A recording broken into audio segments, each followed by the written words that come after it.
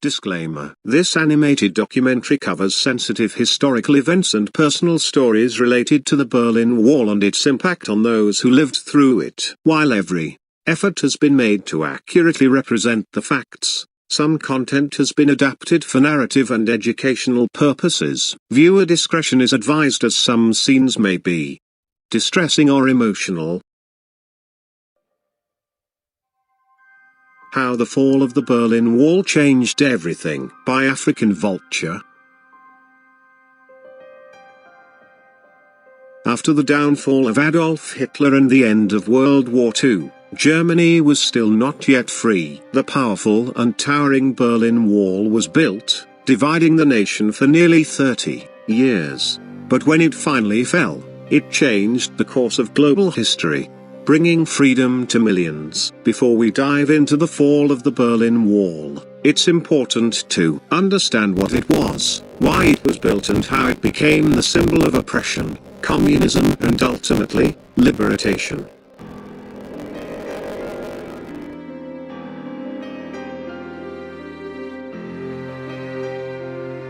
What was the Berlin Wall? The Berlin Wall was a heavily fortified barrier that divided the city of Berlin into two halves, West Berlin and East Berlin. Built from concrete and bricks, it stood tall with a pipe running along the top to prevent people from climbing over.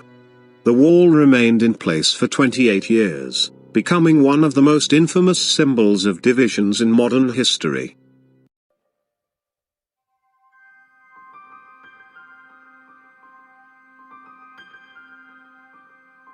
Here on the map of Europe is the country of Germany. In 1945, after the Second World War ended and Adolf Hitler's downfall, Germany was divided into 4 occupation zones, controlled by the Allies, such as Great Britain, the United States, France, and the Soviet Union. However, in 1949, tensions between the Allies and the Soviet Union led to formation of 2 separate nations. West Germany, also known as Federal Republic of Germany or FRG, it was known as the Free Democratic State, as controlled by the USA, Great Britain and France. East Germany, also known as German Democratic Republic, was known as the Communist State, being controlled by the Soviet Union. West Germany's landmass was approximately 95,977 square miles. East Germany, on the other hand, had a landmass of 41,828 square miles. As you can see on the map, the city of Berlin was located in the far inland of East Germany. Now let's see where the Berlin Wall was built. Not only was Germany divided, but the city of Berlin was also split into 2 halves, West Berlin and East Berlin. West Berlin remained a free democratic area, while East Berlin fell under communist control. As you can see on the map of Berlin, the brick wall indicated where the Berlin Wall stood. The Berlin Wall completely surrounded West Berlin, turning it into an isolated enclave within East Germany. The wall was built to strictly prevent mass migration from East Germany to the west, cutting off thousands of families, friends and opportunities for freedom. The area of West Berlin covered approximately 118,400 acres.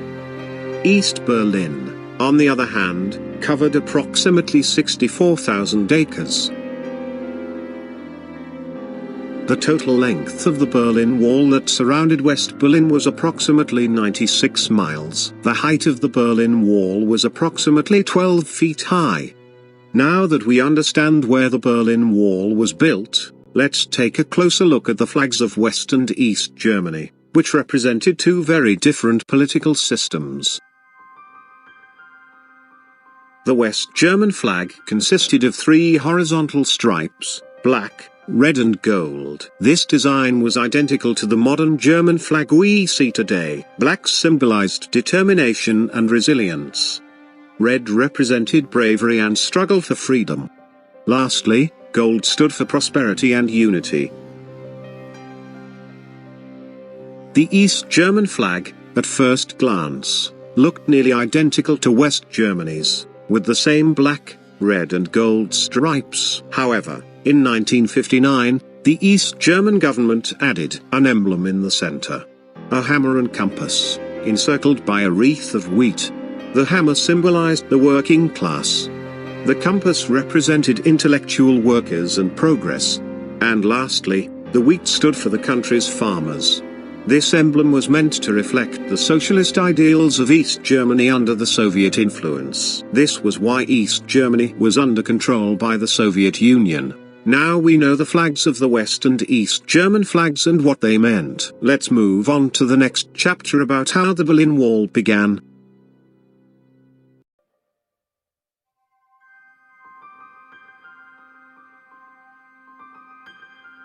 The Berlin Wall was built on August 13, 1961. In the middle of the night, East Germany's authorities, under orders from the Soviet-backed government, began sealing off West Berlin. First, barbed wire fences were installed, and within days, workers constructing a concrete wall. Over time, the wall was reinforced with guard towers, a death strip, and other security measures. Why was the Berlin Wall built? The wall was built to stop the mass migration of East Germans fleeing to West Berlin. Between 1949 and 1961, more than 3.5 million people escaped from East Germany, causing a severe economical and political crisis for the communist regime. The East German government, under Walter Ulbricht, saw this as a major threat and, with the support of the Soviet Union, decided to build the wall to stop people from leaving. What was the Berlin Wall's purpose? How did it work? The official purpose given by the East German government was to so-called protect its citizens from Western influence, which they claimed was corrupt and dangerous, but in reality, it was however meant to trap people inside East Germany and prevent them from escaping to more prosperous and free West. The wall became a powerful symbol of communist oppression. Why was the infamous wall not built to divide all of Germany? Why was it only built around West Berlin? Well, there are a few reasons as to why. First off, it was too much and too expensive to build a massive wall to divide all of Germany. Second, instead of building a massive wall along the entire border between East and West Germany, the Soviet Union-backed East German government focused on Berlin, because it was the main escape route for defectors. Third, West Berlin was an isolated island of democracy inside East Germany, and people used it as a gateway to freedom. Fourth and lastly, a wall surrounding West Berlin was easier to build and control than trying to fortify the entire East and West German border. Since the Berlin Wall was built, let's see how the East and West Germans reacted to it in the next chapter.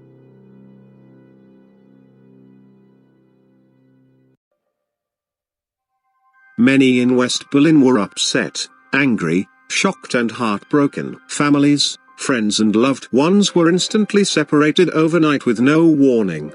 Some gathered near the wall, yelling across to loved ones or trying to wave at people stuck on the other side. Protesters in West Germany and across the world condemned the wall, calling it the Wall of Shame. Some East Germans felt betrayed and imprisoned in their own country. Many had plans to flee but suddenly found themselves trapped.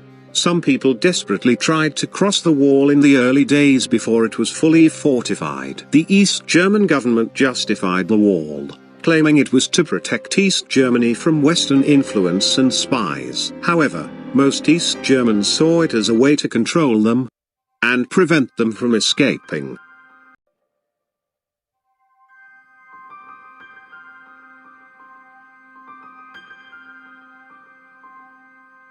The wall did not just divide the city. It came with extreme restrictions, especially for East Germans.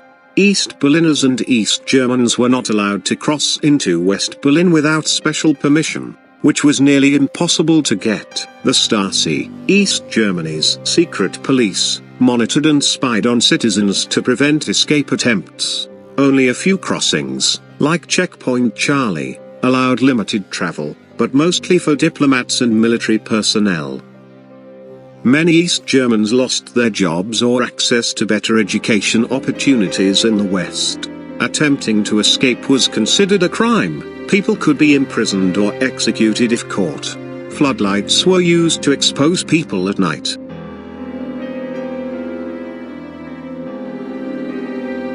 Spiked fences, trenches and landmines were used to stop people from escaping. Armed guards in watchtowers ordered to shoot on sight.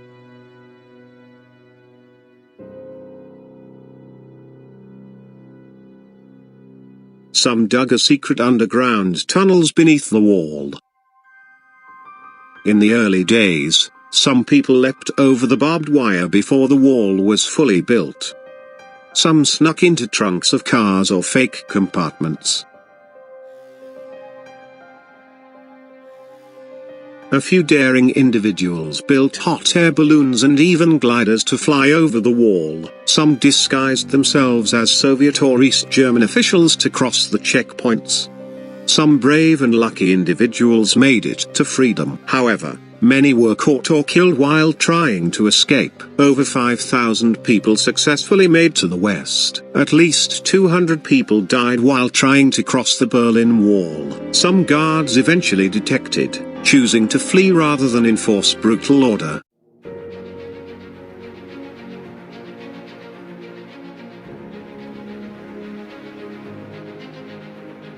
In the late 1980s, communism was collapsing across Eastern Europe. Mikhail Gorbachev, the Soviet leader, introduced reforms like glasnost, meaning openness, and perestroika, meaning restructuring, weakening Soviet control. Countries like Poland, Hungary, and Czechoslovakia began allowing their citizens to leave, and many East Germans fled through these nations. Mass protests in East Germany erupted, demanding for freedom, democracy, and political change. On November 9, 1989, thousands of East Berliners rushed to the checkpoints, overwhelming the border guards. With no clear orders, the guards eventually opened the gates and people flooded into West Berlin. Crowds gathered at the wall, cheering, celebrating, and climbing on top of it. Later on that night, East and West Berliners reunited with each other for the first time in nearly 30 years. People brought pickaxes, chisels and hammers to break down the wall.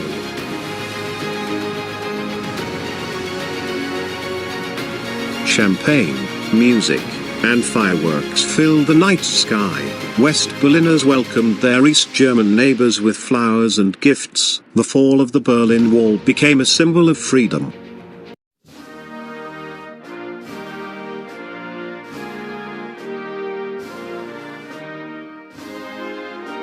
Nearly a year later, on October 3, 1990, Germany was officially reunified as one nation after 41 years of division. The capital was restored to Berlin, symbolizing unity. Countries under Soviet control, like Poland, Hungary, and Czechoslovakia, gained independence. The fall of the wall accelerated the collapse of the Soviet Union, which was dissolved in 1991 to what is now called Russia. Eastern Europeans could now travel, work, and live freely in the West. Former communist countries began to adopt democracy and capitalism. The fall of the Berlin Wall symbolized the end of the Cold War, which lasted for decades. Tensions between the USA and the Soviet Union decreased, leading to global peace efforts.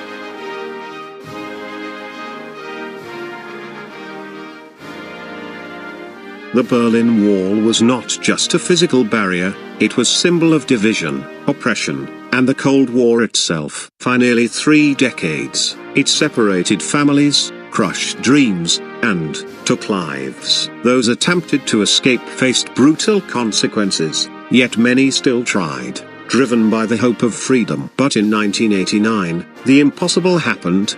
The wall came down and Germany was reunited. The fall of the Berlin Wall didn't just change Germany, it changed the world and everything. It marked the collapse of communism in Eastern Europe, the end of the Cold War, and the beginning of a new era of democracy and unity. Today, 35 years later, we look back at this moment as a reminder that no wall, no oppression and no dictatorship can last forever. The Berlin Wall was built to keep people apart, but in the end, it only proved that human freedom and unity will always prevail. As we reflect on this history, we must never forget those who suffered and those who fought for their freedom. The Berlin Wall may be gone, but its lessons remain. 35 years we will not forget.